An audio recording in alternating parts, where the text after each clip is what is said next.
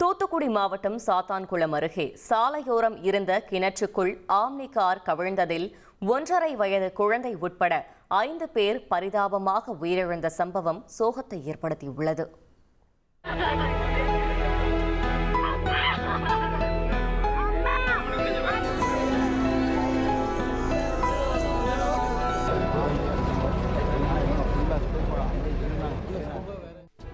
கோவையைச் சேர்ந்த 8 பேர் வெள்ளாளன் விளை பகுதியில் உள்ள தூய பரிசுத்த ஆலய பிரதிஷ்டைக்காக ஆம்னி காரில் வந்துள்ளனர்.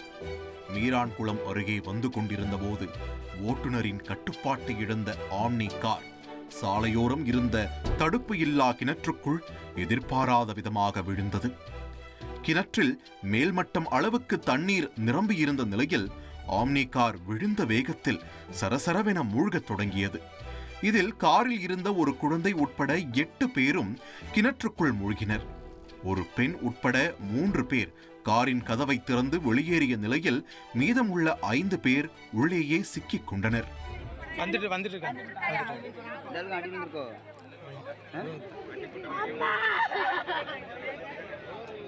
காரில் இருந்து வெளியே வந்தவர்கள் அந்த வழியாக சென்றவர்களை தடுத்து நிறுத்தி நடந்த சம்பவத்தை கூறி கதறியபடி உதவி கோரியுள்ளனர்.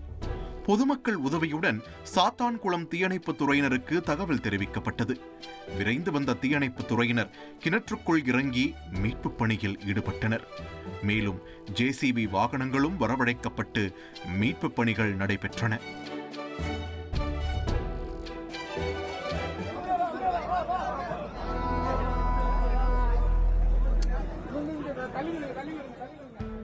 காரானது 75% சகதியில் மூழ்கியதால் மீட்புப் பணியில் தொய்வு ஏற்பட்டது. JCB இயந்திரத்தில் கயிறு மூலம் கொக்கியை கட்டி காரை தூக்க முயன்றபோது கொக்கி வளைந்தது. இவ்வாறு அடுத்தடுத்து 4 முறை மீட்புப் பணி தோல்வியில் முடிந்தது. இதனையடுத்து தூத்துக்குடியில் இருந்து ஸ்கூபா டைவிங் வீரர்கள் 5 பேர் வரவழைக்கப்பட்டு ஆக்சிஜன் சிலிண்டருடன் கிணற்றில் இறங்கி மீட்பு பணியில் ஈடுபட்டனர். இதனிடையே அமைச்சர் அனிதா ராதாகிருஷ்ணன், மாவட்ட ஆட்சியர் இளம் பகவத், மாவட்ட SP ஆல்பர்ட் ஜான் உள்ளிட்டோர் சம்பவ இடத்திற்கு நேரில் வந்து மீட்பு பணிகள் குறித்து ஆய்வு செய்தனர்.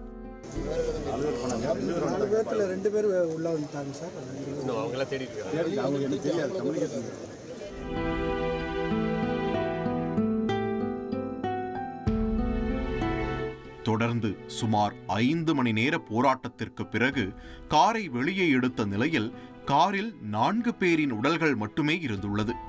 இறந்தவர்களின் உடல்களை பார்த்து உறவினர்கள் கதறி அழுதது காண்போரை கலங்கச் செய்தது.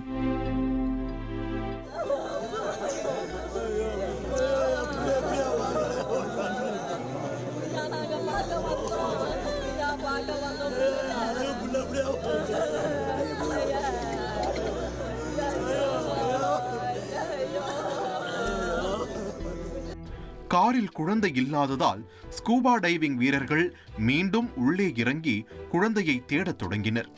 சகதியில் சிக்கியிருந்த குழந்தையின் உடலும் மீட்கப்பட்ட நிலையில் 5 பேரின் உடல்களும் பிரேத பரிசோதனைக்காக நெல்லை அரசு மருத்துவமனைக்கு அனுப்பி வைக்கப்பட்டது.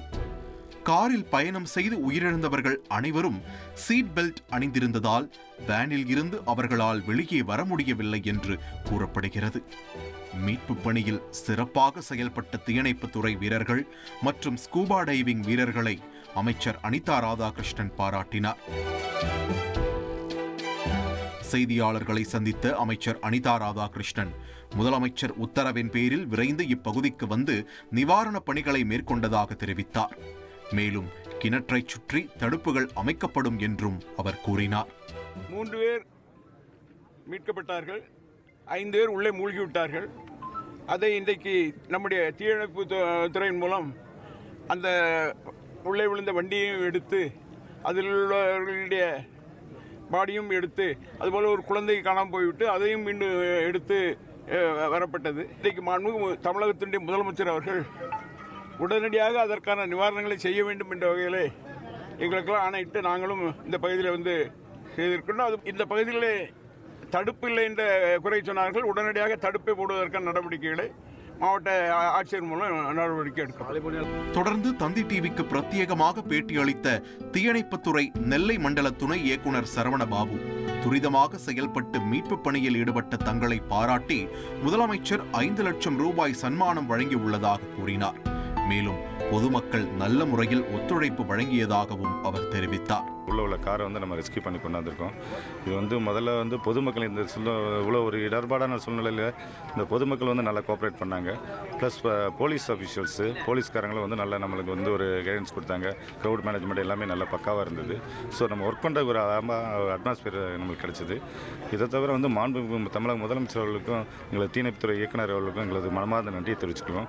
இப்போ கூட மாண்புமிகு தமிழக முதலமைச்சர் அவர்கள் வந்து எங்களுக்கு வந்து பரிசாக வந்து நம்ம சிறப்பாக செயல்பட்டதுக்காக பரிசு பணம் வந்து 5 லட்ச ரூபா வந்து இப்போ அனௌன்ஸ் பண்ணியிருக்காங்க. அது ரொம்ப ஒரு சந்தோஷமான மகிழ்ச்சியான செய்தி. இது வந்து எங்களை மாரி மீட்பு பணியில் ஈடுபடுற வீரர்களுக்கு வந்து இது வந்து ஒரு பெரிய ஊக்குவிப்பாக இருக்குது. இதனிடையே உயிரிழந்த 5 பேரின் குடும்பத்திற்கும் முதலமைச்சர் மு.க. ஸ்டாலின் இரங்கல் தெரிவித்துள்ளார். மேலும் உயிரிழந்தவர்கள் குடும்பத்திற்கு தலா 3 லட்சம் ரூபாய் நிவாரண நிதியும் அறிவித்துள்ளார். தந்தி டிவி செய்திகளுக்காக ஸ்ரீவைகுண்டத்தில் இருந்து செய்தியாளர் தாமோதரன்.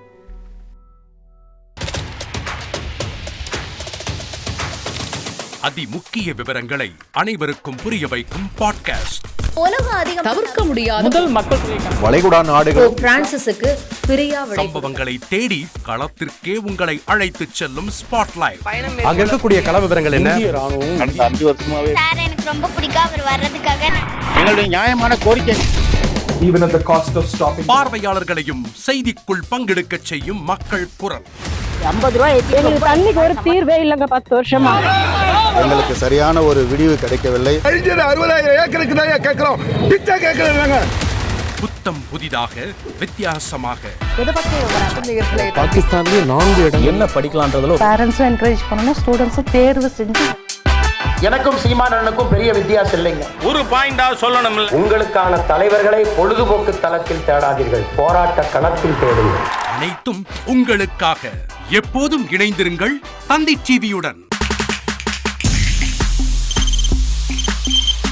தவிர்க்க முடியாத தம்ப்நெயில்ஸ், கலக்கலான கண்டென்ட்ஸ், சினிமாவும் சீரியஸ் பிரச்சனைகளும், சும்மாவே ராம் சரண் தளபதி விஜய் எப்படா பெரிய கலகலப்பும் கைகலப்பும்.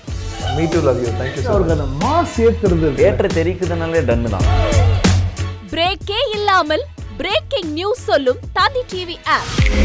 இன்ஸ்டா தலைமுறை வரை இறங்கி அடிக்கும் தந்தி டிவியின் டிஜிட்டல் எக்ஸ்க்ளூசிவ்.